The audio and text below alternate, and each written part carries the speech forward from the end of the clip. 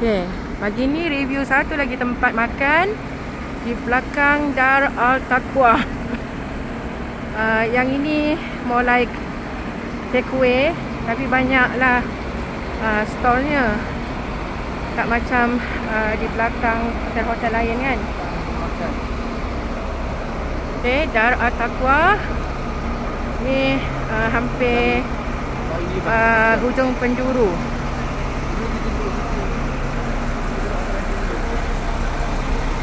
Apa namanya?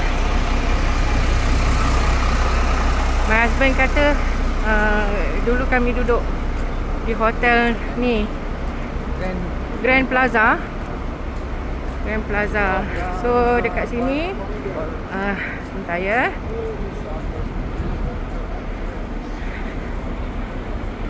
Dekat Madinah kena tahu tempat makan, sebab kalau tak memang kena rely dekat pack food je lah.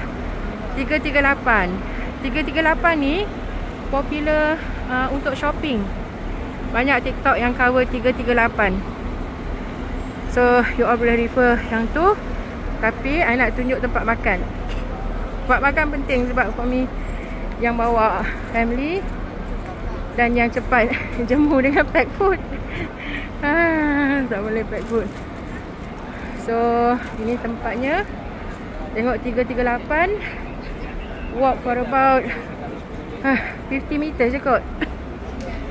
So adalah choices tu dalam maybe 6 atau 7 gerai. Okay, so ini tempat-tempat shoppingnya.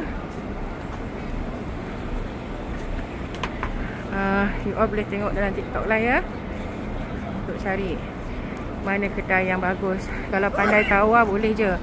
Oh, depan ni pun ada few more fast food.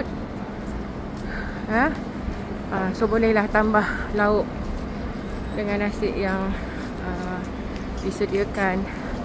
Di sini much better daripada yang dekat Mekah. Tapi fikir kita macam I masih perlukan juga. Okay.